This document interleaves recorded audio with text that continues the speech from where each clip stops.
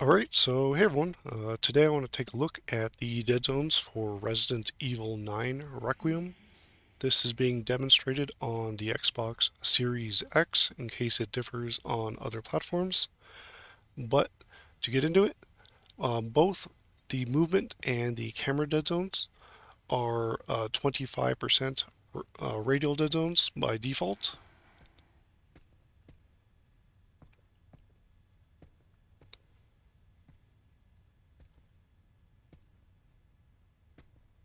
And we have a full diagonal movement, and that might be a little difficult to see with the movement dead zone, but try to bring out the crosshair and move just a little to the right. I'm drifting slightly to the right, and then if I move to the left, moving slightly to the left, to the right, to the left, and you do have full diagonal movement around the vertical axis as well, but that'll be much more clear with the camera dead zone. The stripe thresholds as well as the shaded threshold are the run threshold. So the solid one applies to first person. So if you try to sprint under this region, nothing will happen. But if you're within this solid region, you will begin sprinting. And to return to a walk, you just have to fall under this magnitude threshold or make a wide enough angle to reset back into a walk.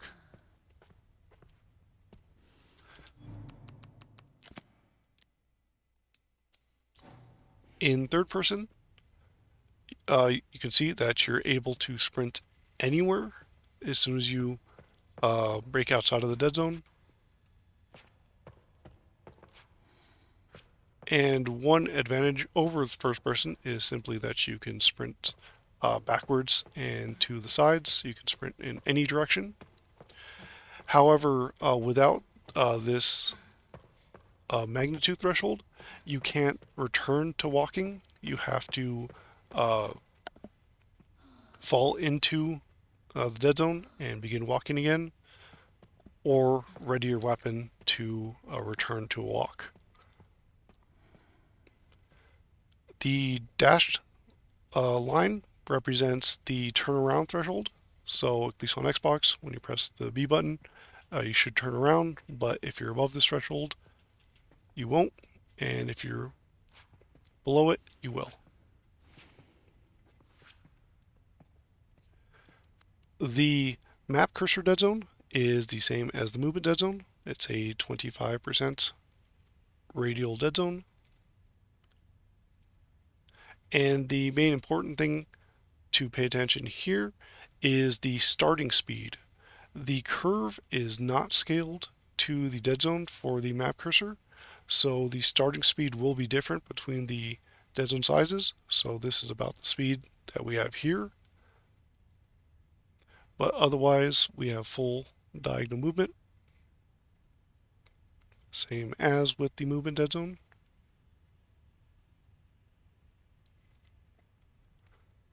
For the camera, it's also a 25% radial dead zone.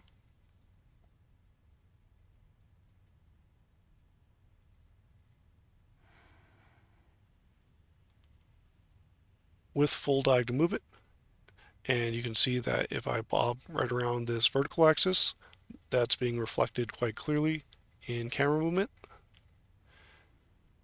And if I move around the horizontal axis, that's also quite clear here.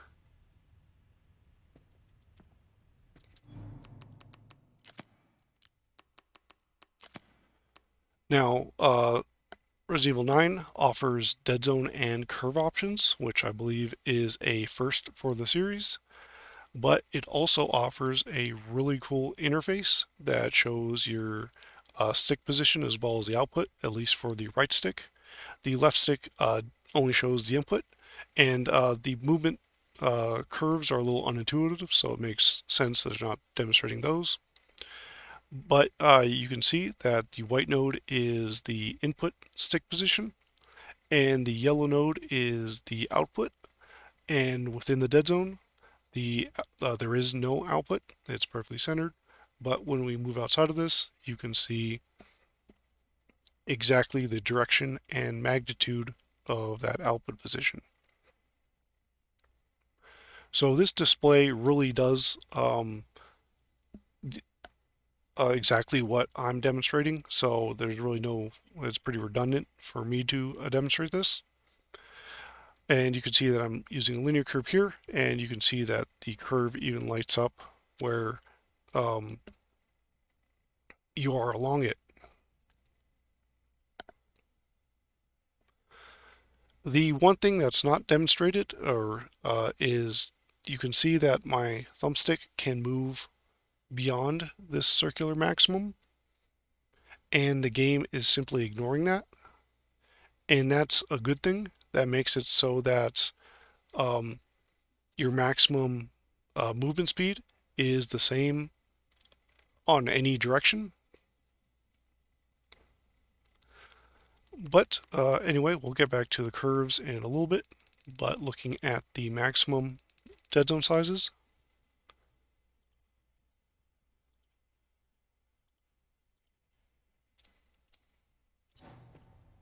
for movement, we have a 50% radial dead zone, so the options are perfectly accurate.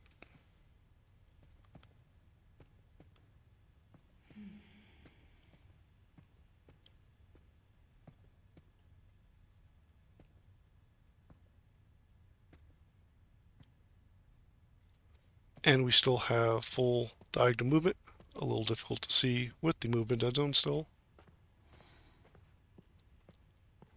But the sprint threshold in third person is still everywhere outside of the dead zone, so you can see I could just move slightly past the dead zone and have that trigger. But to return to a walk, you'll still need to return to the dead zone and then move out of it, or ready your weapon to cancel out of a run. Oops.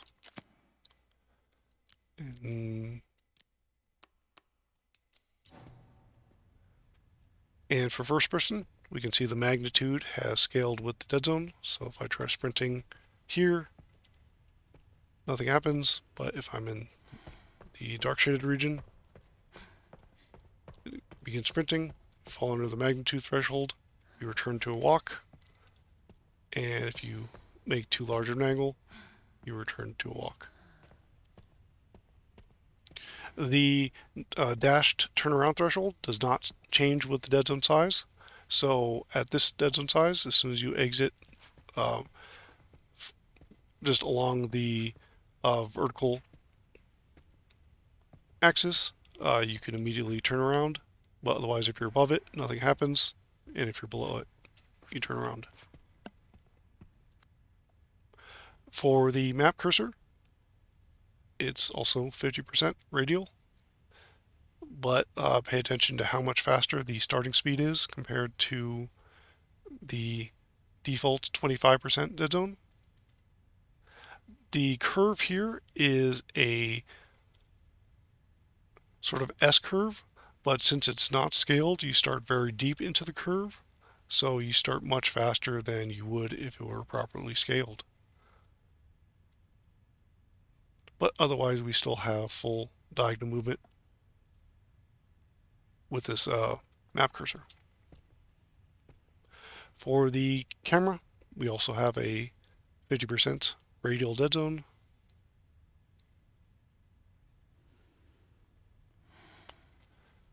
And the same full diagonal movement.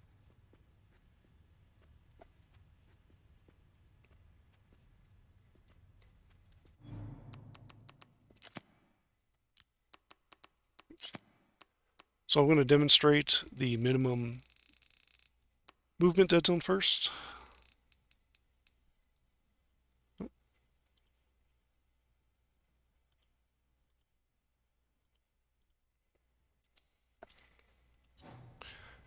And you can see that at a 0% movement dead zone, any stick movement will create character movement. and it's not possible to stop at 0%. But we still have full diagonal movement, and that's a little more clear at this dead zone size, just because small movements will result in more significant angular changes right around the center of the stick. But you can see that the dead zone again changes this sprint threshold a bit. So if I try sprinting under this region, nothing happens. And then when I move within this region, I begin sprinting. And then either making too wide of an angle or falling under this magnitude threshold will have you return to a walk. The turnaround threshold is still the same, so you can't turn around if above this, but if you're below this, you can. The movement curve is starts out at about 50% of your total speed and is a flat speed until about 50% beyond the dead zone. And then it basically meets up with a linear curve and then increases the rest of the stick throw. And this appears to scale with the dead zone size, so whatever dead zone you have, 50% beyond that dead zone will be a flat speed and then increase to your maximum walk speed.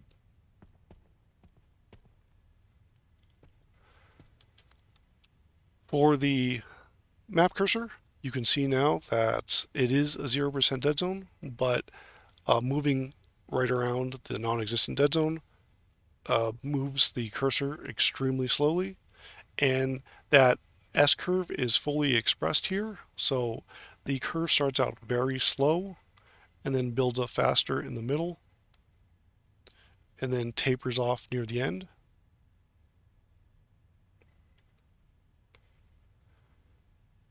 Now this ordinarily would be a problem in impacting precision, like if you're using any larger dead zone. This would impact precision for the camera, but you don't need really any precision for the map cursor, so it being implemented this way isn't a big deal, though it is interesting that it's not scaled when the camera is.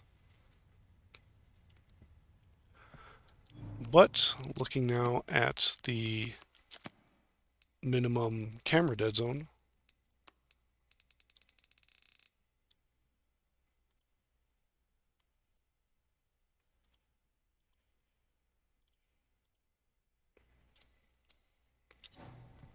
we can see similarly that any stick movement creates camera movement,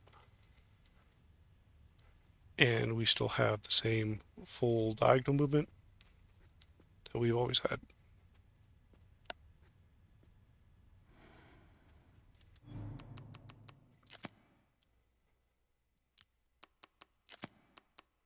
So for the curves, the default is standard. I've been using linear to make the dead zone thresholds more clear, but the default is standard, and they give 5 different ones to choose from. I'm going to focus on linear and standard for right now. All these curves, as they're shown, are accurate. But looking at linear right now, we have a straightforward linear curve that increases linearly across the stick travel.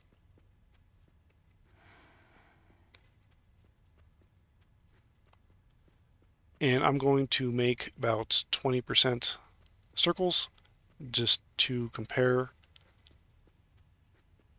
with standard.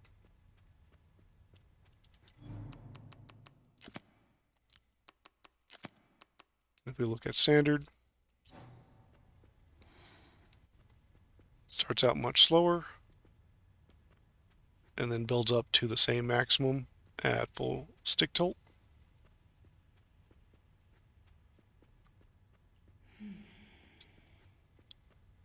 And if I also make 20% movements, you can see how much smaller the camera movement is, just because it's simply much slower speeds that the curve is outputting.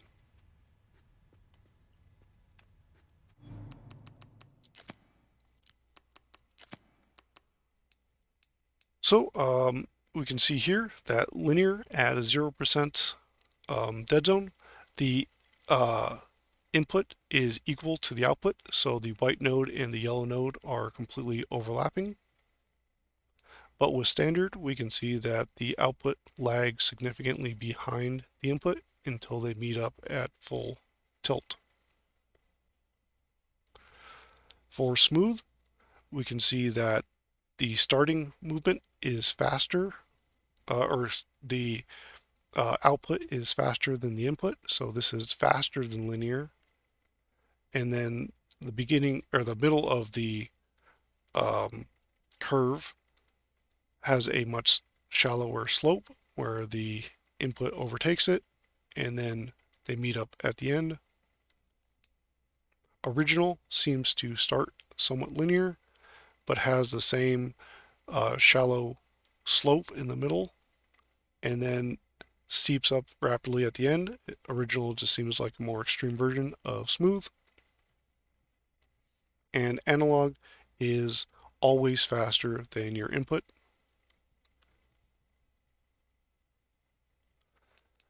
Now, personally, I think that linear and standard are the only really useful curves, simply because I don't quite understand the benefit of having a curve that starts out faster than linear. Perhaps there are some players that think linear is too slow, but personally, I think if you're going to use a curve aside from linear, it's going to be to try to gain extra precision, like what standard is offering. So smooth and analog will probably be too sensitive for most players. But also with original and to a similar degree with smooth, this flatline portion, I'm not exactly sure the benefit of maintaining a general speed for a large portion of the stick travel. There's not a ton of specific tracking in this game, especially dependent on your sensitivity you're playing at. So prioritizing this portion of the curve, I don't particularly understand the benefit of that. My first sort of request would be adding some additional curves in between linear and standard. I think that would have been a much more useful um, options compared to these three, because there might be some players that find linear too sensitive, but standard too slow, and having some curves in between would fulfill that. Additionally, I'm a much bigger fan of having granular sliders for curves, because it gives much more control than presets. Though to Capcom's credit in this, these are all different functions, so they would need their own presets for that. Though I think having a couple additional presets in between linear and standard to address that level of granularity, or offering a granular option such as controlling the degree of a power function, uh, would give players a ton of control between, say, linear to a slower power function to a root curve to mimic analog, but with the granularity of, say, these other sliders, we could have 20 to 100 steps with a very smooth transition between that. The other thing is this game has aim smoothing options in the form of these acceleration and deceleration options. So as described here, the camera acceleration has your turn speed start out slower and then build up to speed over some time. And the slider values are a little reversed, whereas the higher the value, the less camera acceleration you have, and the lower the values, the less smoothing you have. By default, these sliders are somewhere in the middle, but putting them to 20 basically disables them, and I'd certainly recommend that. To demonstrate what the acceleration does, so at 20, And actually, I'm going to or switch specifically to third person. So this is at 20. So, and you can see that if I switch directions, that happens pretty much instantly. And it doesn't appear that there's uh, any buildup present. It feels like you're just getting your raw output. But if we look at the minimum value,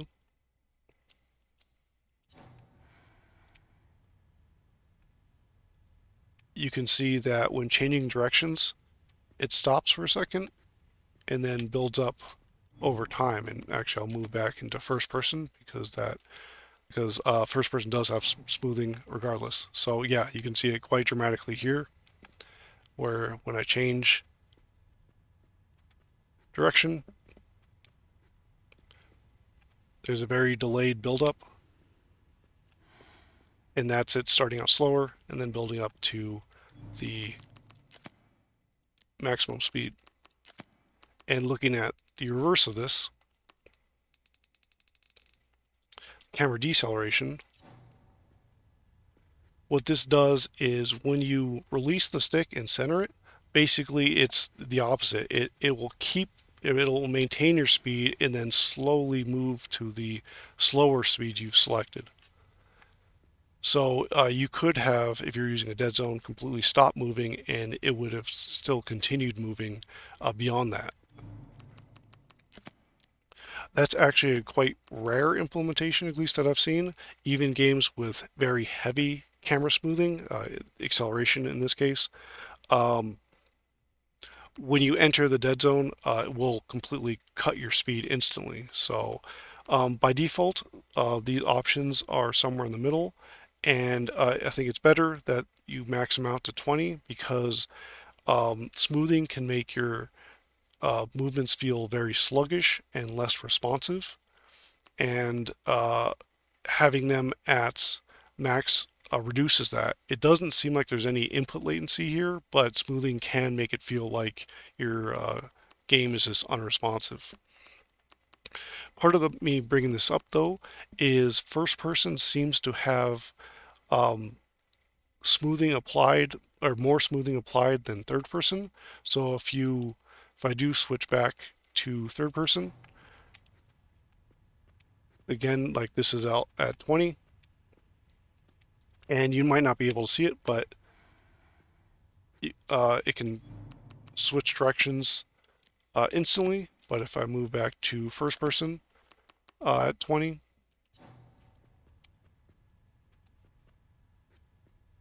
you might see that there's a very slight snag when it changes, and it feels like there's some additional smoothing left over, and that can make first person feel less responsive than third person. And that's kind of unfortunate because they do recommend you play Grace with first person, and that makes first person feel worse than third person with this additional smoothing. So my request for this is simply to remove the additional uh, smoothing applied to first person to match third person. And it does seem to be a specific issue with first person because if you're playing third person with Leon and you use the dot sights, those dot sights on weapons will move you into first person when using them. They feel more responsive in third person rather than first person. Like it seems to be specifically with the first person mode that's adding some additional smoothing to the input. And this sort of feels unique to Resident Evil 9 because going back to Resident Evil 8 and disabling the smoothing there, it feels extremely snappy. So it's just something that's applying here. Additionally, when looking at UI elements such as documents, the dead zone you have set applies to those as well. So if you use a very low dead zone, the objects can rotate uncontrollably. Using a lower dead zone can be more controllable and feel more pleasant when moving the camera, but having those objects rotate when you don't want them to can be kind of unpleasant. So I think having a static dead zone for those, let's say like a default 25%, just like the default for movement and camera, but being that always would remove that issue, so you wouldn't have to worry about those auto rotating. But I mean, that's basically the three requests I have for this game.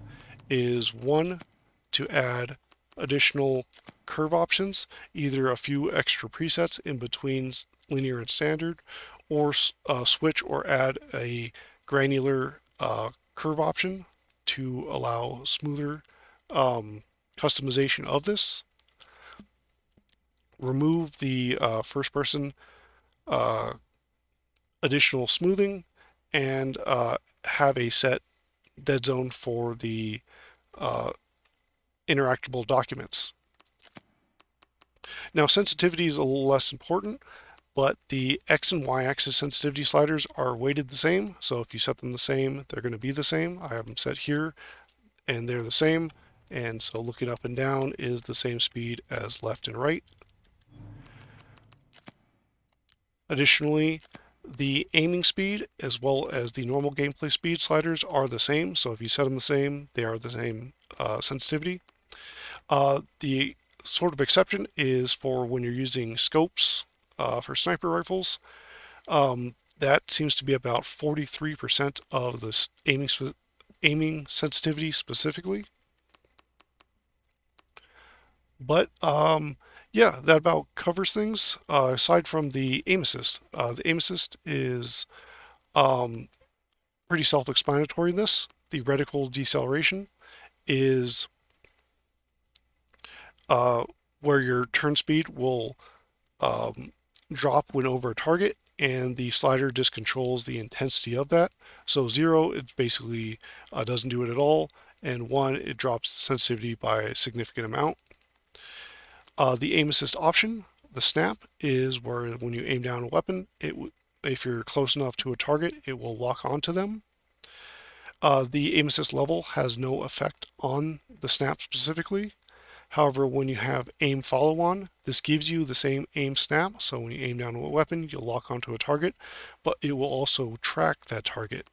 The aim assist level will control the level of that tracking. So at 0, you will stay close to the target, but you can fall off of them. But if you're at 10, you will always be on the target. So whenever aim follow is active and you fire, you're guaranteed a hit. The one major exception for that is that if you're using a low dead zone, aim assist can feel inconsistent, and actually it seems to prioritize player movement. So if the players actively move the camera, it will seem to override these aim assist snap and follow commands. So especially if you're using a low dead zone where your stick might not center properly and there might be drift, aim assist may feel inconsistent or may not just register at all. So it seems like this is built more for you letting the stick just center within the dead zone, and then it completely control it rather than you aiming at all. So that's just something that, to have some heads up on if you're using the aim assist options. But otherwise, I mean, that's a bit of rambling. What we have here is a huge improvement for the Resident Evil series, and hopefully this is a great sign for all future Capcom titles. But I think what would be really cool is to see these controls be implemented in the previous modern Resident Evil games, so say Resident Evil 7 and onward. At least the Xbox One versions of 7 and 8 that I tested had large rounded square dead zones with limited diagonal movement, and having full radial dead zones with full diagonal movement would definitely improve those. With say Resident Evil 4, that had some restriction right around the vertical axis, so that made angular adjustments uncomfortable, similar to 7 and 8 that I tested on Xbox One, and could see that same improvement there. Additionally, with Resident Evil 4 and I think 2 Remake, the curve those games used was a fourth degree power function, and that is much slower than the standard curve. And even though it wasn't scaled with the dead zone, it would still be dramatically slower than the standard curve. And despite Resident Evil 4 only having a slightly slower sensitivity than Resident Evil 9 Requiem, it feels way slower because of that curve. So having additional curve options there, as well as radial dead zones with full diagonal movement, would improve all of the previous Resident Evil games, but specifically the most 4, simply because it's the most action heavy of these recent remakes. But that's about it. So that's all the rambling I'm going to do. So those three fixes, some additional curve options, removing the smoothing for first person, making it so that the interactable documents and items have a flat dead zone instead of scaling with these dead zones here, would I think make Resident Evil 9 pretty idealized. But it is a really good sign for all of future Capcom games. So thanks for watching, and everyone, have a great rest of your day.